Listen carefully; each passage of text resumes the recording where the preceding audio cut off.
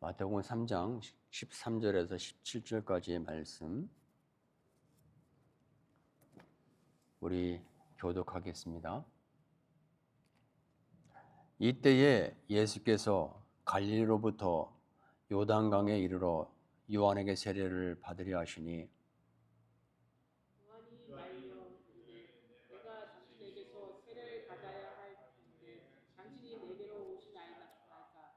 예수께서 대답하여 이르시되 이제 허락하라. 우리가 이와 같이 하여 모든 의를 이루는 것이 합당하니라 하시니 이에 요한이 허락한지라. 예수께서 세례를 받으시고 또 물에서 올라오시되 하늘이 열리고 하나님의 성령이 비둘기같이 내려 자기 위에 임하시니 하늘로부터 소리가 있어 말씀하시되 이는 내 사랑하는 아들이요 내 기뻐하는 자니라 하시니라. 하나님 감사합니다. 오늘도 하나님 부활하신 주님께서 이 예배를 지켜보고 계십니다. 하나님 오늘도 주님께서 세례 요한에게 세례를 받으실 때 아버지 그것을 통해서 주님께서 저희들에게 전해주기 싶은 그러한 은혜를 허락하여 주시옵소서. 주님께서 왜 이 땅에 오셨고 그리고 무엇을 하셨고 우리가 어떤 은혜를 받고 있는지 깨닫게 하여 주시옵소서. 하나님을 사랑하고 하나님을 찬양하고 경배하고 인정합니다. 하나님 지금 이곳에 성령으로 충만히 임하여 주시옵소서. 예수님의 이름으로 기도합니다. 아멘.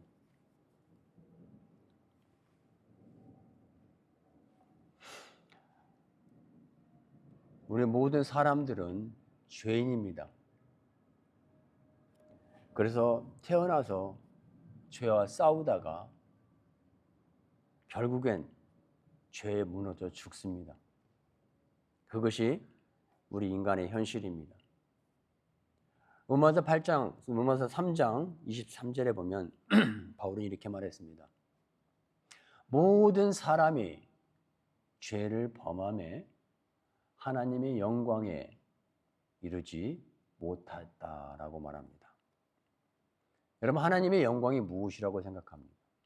우리가 하나님의 영광 찬양도 하고 기도도 하고 고백도 하고 그렇습니다. 근데 그 하나님의 영광이 물론 많이 있겠지만 하나님의 영광이 궁극적으로 뭘까요? 여러분 하나님의 영광은요 이겁니다.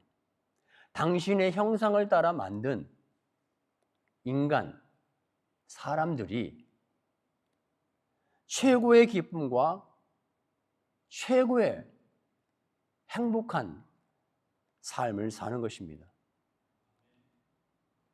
그분은 아담을 지으시고 영원하도록 생명을 가지고 영원한 생명을 가지고 살도록 하나님은 그렇게 만드시고 보시기에 좋았더라라고 말씀하셨습니다.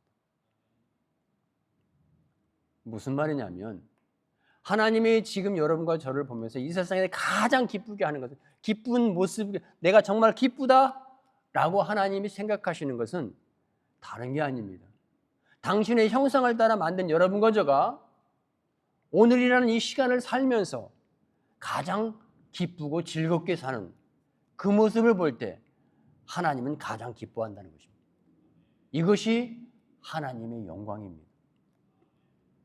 그런 모습, 우리의 모습을 볼 때 당신은 영광을 받으시고 기뻐하십니다. 저는 수영을 못합니다. 저같이 수영을 못하는 사람들을 만약에 태평양이라고 하는 그 바다 한가운데 던져놓으면 어떻게 될까요? 제가 죽을까요? 살까요? 죽겠죠. 얼마나 있다 죽을까요? maybe 1 minute, 2 minute? 막 허무적 뭐라고 말할까요? 허우적허우적 할 것입니다. 이건 본능이에요. 그죠? 허우적허우적하다 죽는 거. 왜 허우적허우적 할까? 살기 위해서 그렇죠. 그러나 이 허우적거릴 때 그 힘은 어디서 나옵니까? 나에게서 나옵니다. 내가 가지고 있는 건강, 내가 가지고 있는 본능적인 어떤 체력적인 어떤 그것을 위해서 본능적으로 살기 위해서 몸부림치는 거죠. 그러다가 힘이 떨어지고 기운이 빠지면 그냥 죽을 것입니다. 사람에 따라서 조금 시간은 있겠지만 결국엔 죽고 물속에 들어갔지만 시간이 지나면 물에서도 안 보이겠죠. 여러분, 제가 이 말씀을 드리는 이유는 그렇습니다. 하나님께서 이 세상에 있는 모든 사람들, 인류를 초월해서 색깔을 초월해서 하나님이 보시는 이 세상 모든 사람들을 보는 관점입니다. 이 세상 사람들은 내가 살아보려고 이리 굴리고 저리 굴리고 해서 살아보려고 애를 씁니다. 그러나 결국에는 수용을 못해서 허우적거리다가 결국에는 없어지는 것처럼 이 세상을 바라볼 때 하나님은 그렇게 바라본다는 거예요.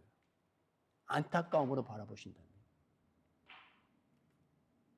그래서 성경을 보면 하나님은 그러한 죄인들을 잠시나마 살게 하고 죄로부터 죄의 권세로부터 자유케 해서 잠시나마 살게 하는 그러한 제도를 실행을 했던 적이 있습니다.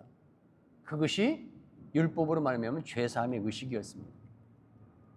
죄인이 죄를 짓고 이제 죄물을 가지고 제사장 앞에 오면 제사장은 그 죄인의 죄를 고백을 듣습니다. 내가 이런 죄 짓습니다. 이런 죄 짓습니다. 고백을 하죠. 페도리는 고해성사라고 그러죠. 제사장의 고해를 합니다. 그러면 이 제사장이 그 얘기를 다 듣고 난 다음에 모든 들었던 죄를 가지고 그 사람이 죄인이 가지고 왔던 재물 위에 머리에 손을 얹고 안수를 합니다. 그리고 이렇게 말합니다. 이 사람이 지은 모든 죄는 이 재물, 양에게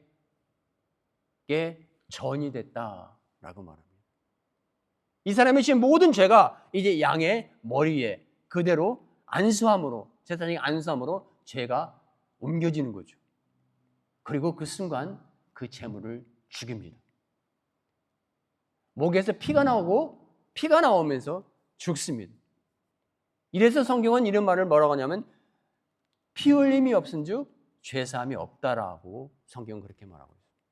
이것이 하나님께서 마치 수용을 못해서 허우적거리다가 제 힘으로 발부둥 하고 살아보려고 애를 쓰다가 결국에는 사라지고 마는 우리 인간들을 바라보는 안타까운 바라보는 그 하나님께서 이 율법을 통해서 그런 잠시나마 1년에 한 번씩 자유함을 주고 다시 회복하게 하고 다시 살게 하고 그렇게 하셨던 것입니다. 여러분, 제가 서두에 이렇게 말씀을 인도하는 것은 이유가 있습니다. 여러분, 오늘 본문을 보시면요, 오늘 본문은 예수님이 세례를 받으시는 장면이에요. 예수님이 세례를 받으십니다. 누구한테 받으십니까? 세례 요한한테 세례를 받습니다. 세례 요한이 요단강에서 세례를 베풀고 사람들에게 베풀고 있습니다. 근데 갑자기 어떤 분이 오죠, 자기 앞에. 세례 요한은 한눈에 그분을 알아봅니다. 그분이 자기가 찾던 메시아라는 것을 알아보고 그분이 다가옵니다. 그분이 다가와서 요한한테 말합니다. 세례를 나에게 좀 달라. 말했고 세례 요한이 당황합니다. 왜? 세례 요한은 예수님을 알아봤거든요. 그분이 메시아라는 걸 알았거든요. 그분 때문에 하나님이 자기를 보낸 걸 알았거든요. 그러니까 세례 요한이 말합니다. 아니, 내가 당신한테 저 세례를 받아야 될 텐데 어떻게 나보고 세례를 당신한테 주라고 합니까? 마치 이와 같은 거예요. 트럼프나 이재명 대통령이 와서 여러분과 저에게 나에게 좀 세례를 베풀어 달라. 하면서 내 머리에 손을 얹고 해달라고 하면은 어떻겠습니까? 좀 당황하겠죠. 바로 그와 같은 꼴입니다. 세례 요한이 예수님을 보고 하나님의 아들인 자신이 찾는 메시아가 자기한테 세례를 달라고 하니까 당황하는 거예요. 근데 15절에 보면요, 우리 주님께서 아주 이상한 말을 합니다. 이제 허락하라. 왜 세례 요한이 자꾸 거부하니까, 내가 당신한테 세례를 줄 수 없습니다, 당신이 나에게 줘야 됩니다 라는 말을 하니까 예수님께서 세례 요한에게 이제 허락하라 라고 말합니다. 그래서 허락해서 우리가 이와 같이 하여 모든 의를 이루는 것이 합당하다. 예수님은 지금 세례 요한에게 네가 나에게 세례를 줘야 내가 온 이 땅에 이루어진 미션, 하나님의 의를 이루는 그것이 이루어지느니라 라고 지금 세례 요한에게 말하는 거예요. 허락하라. 뭘 허락하라? 세례를 나에게 주라 라고 하는 것입니다. 아까 말씀을 드렸죠. 이 세례, 오늘 예수님께서 세례하시는 것은 세례 요한이 이 땅에 와서 예수님 오시기 전에 세례식을 베풀면서 회개하라 천국이 가까웠다 세례식을 준 것은 결국 어디서 왔냐면 율법에서 계속되었던 죄사함의 의식인 거예요. 똑같은 원리입니다. 죄인이 와서 제사장이 죄를 고백할 때 그 죄를 다 듣고 난 다음에 제사장이 그 죄를 양 제물에게 이전시켜 죽이듯 세례식은 바로 그와 같은 거예요.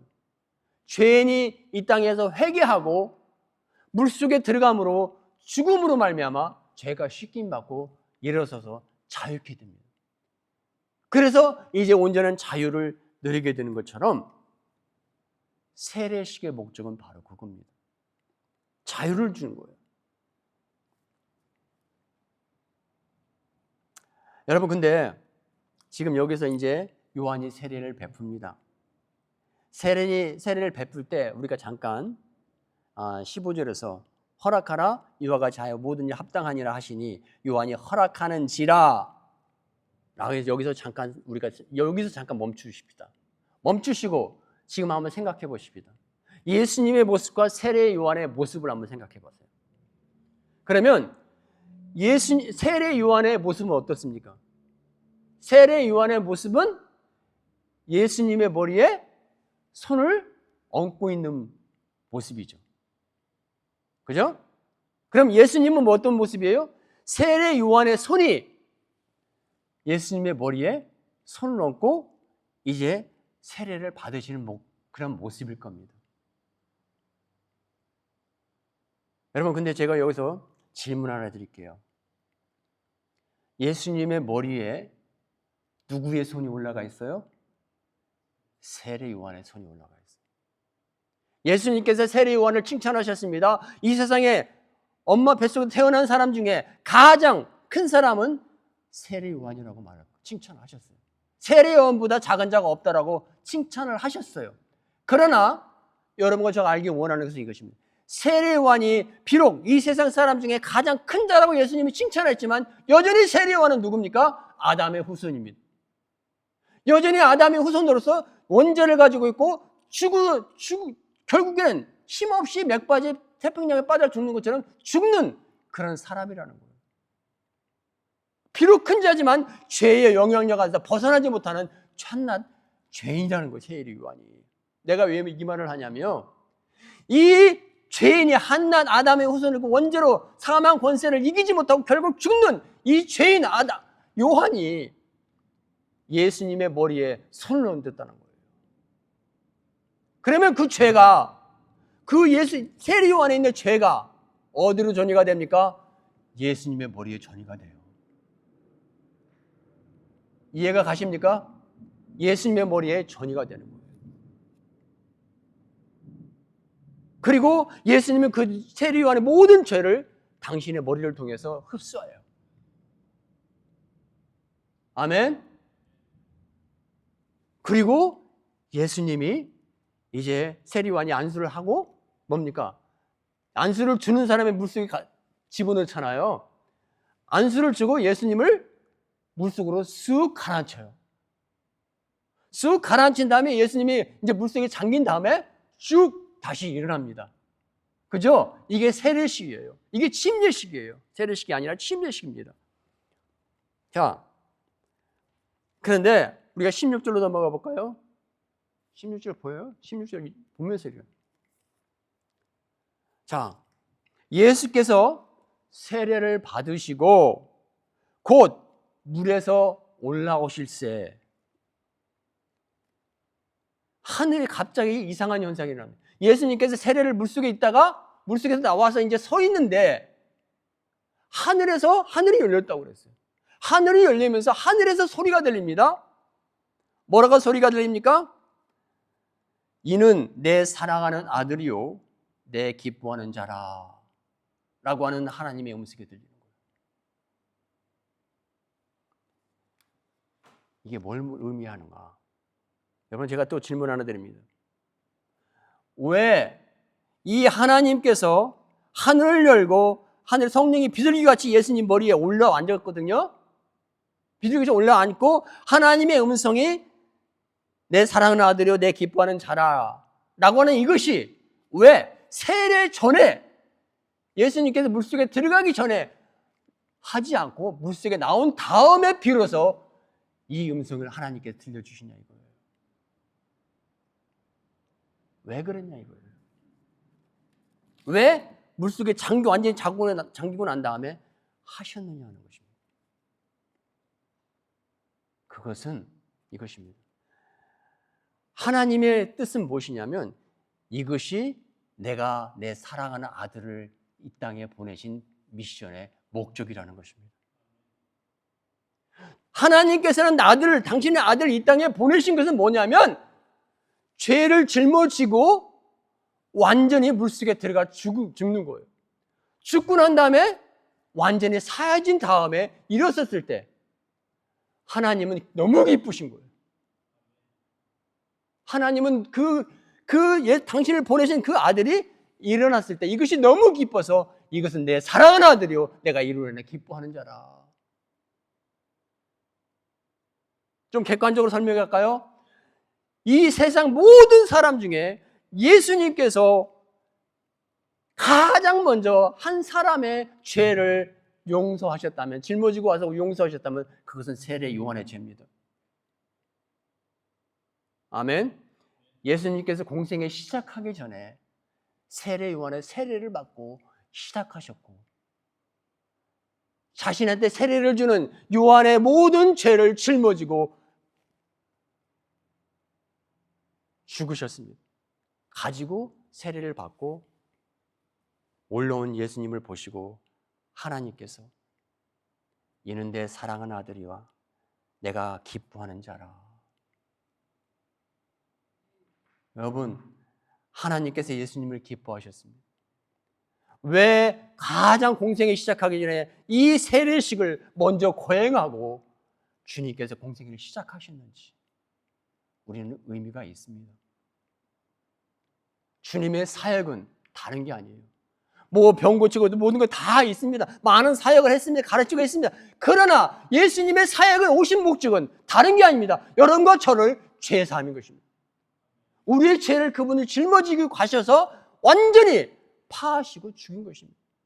그분이 3일 동안 무덤 속에 죽었을 때 여러분과 죄는 그때 죽은 것입니다. 아멘. 그리고 하나님께서 그 3일 동안 땅속에 있는 아들을 올려 보내셨을 때 여러분 하나님이 얼마나 기쁘셨을까요? 하나님이 그 아들을 얼마나 기쁘셨을까요? 아담은 그것을 하지 못해서 죽어버렸어요. 그러나 둘째 아담, 마지막 아담은 그 일을 이루셨습니다. 그리고 온전히 하나님께서 예수님의 사역에 가장 기뻐한 때가 언제인 줄 아세요? 부활시킬 때. 그분이 무덤 속에 갈라지고 일어날 때, 땅에서 올라올 때, 그때처럼 하나님께서 기쁘신 적이 없었던 거예요. 왜? 그 사역을 이루셨거든요, 예수님이.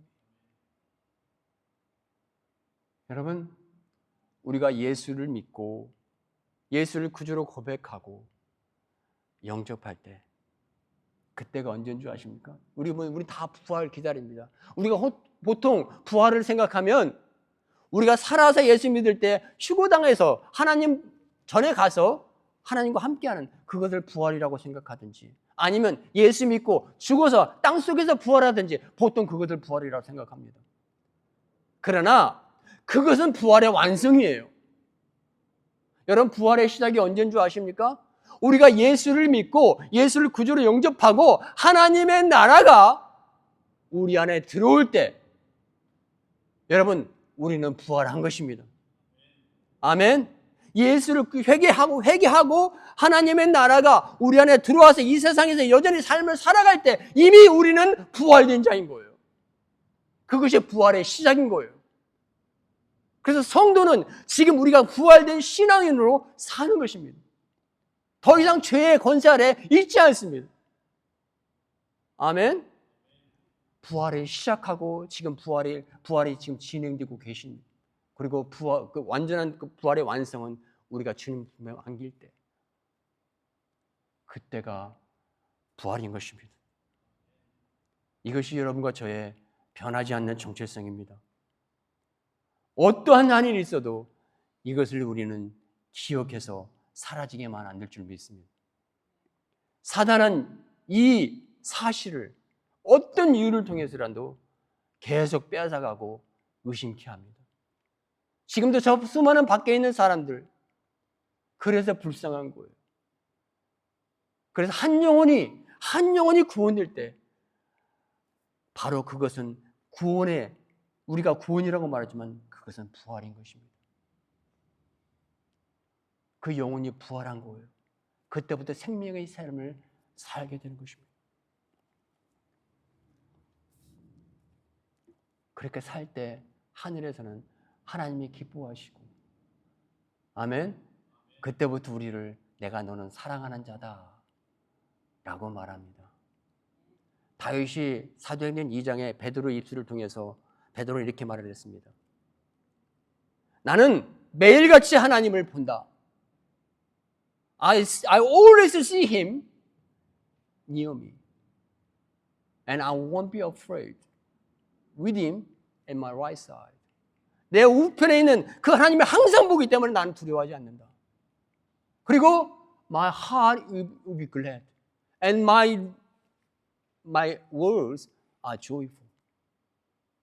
내 마음은 항상 기쁘고 내 입의 말은 즐겁다, 기쁘다.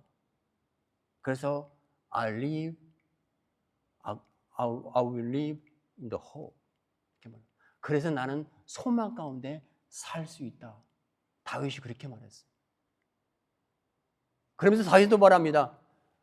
God will not, the Lord will not leave me in the grave, for I am His holy one. 이런 말을 합니다. 다윗은 나는 하나님께서 나를 무덤 가운데 놔두지 않을 것이다. 왜? 하나님은 나의 거룩한 택한 자이기 때문에. 아멘.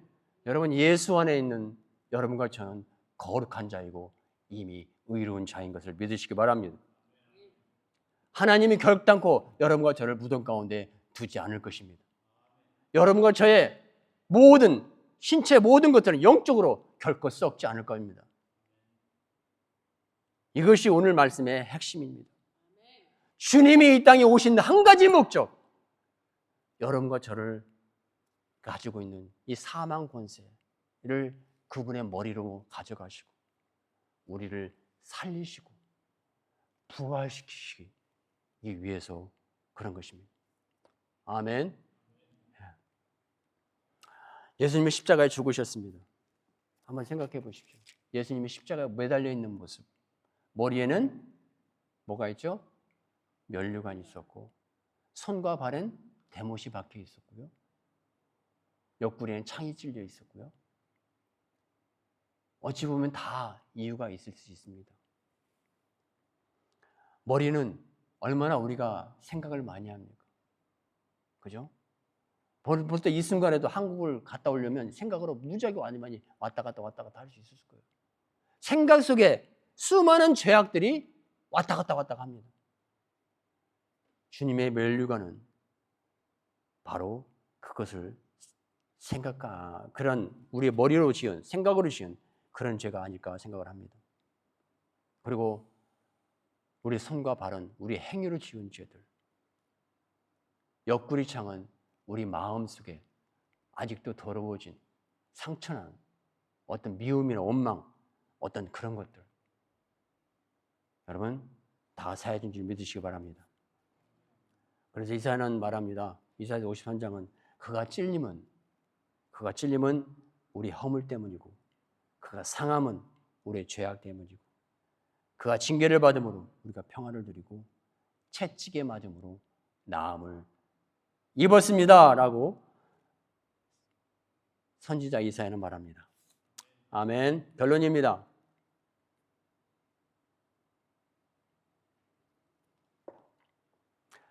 예수님께서 이제 허락하라 라고 말씀하신 것은 이거입니다. 내게 너의 모든 진홍같이 붉은 죄악을 내 머리 위에 올려놔라. 그리고 너는 쉬어라. 그리고 너는 행복해라. 그리고 너는 기뻐하라. 아멘. 여러분, 이 죄악의 문제를 우리 힘으로 허우적거린다고 절대로 해결될 수 없습니다. 이 문제는 오직 그분만이 할 수 있습니다. 이미 오셔서 이루시고 약속을 우리에게 주신 그분의 약속 안에서만 이것이 가능합니다. 아멘. 더 이상 우리 힘으로 여러분 하려고 하지 말고 허우적거리지 말고 하나님 앞에 맡기고 믿고 나아가는 저와 여러분 되기를 주님으로 축원합니다. 아멘.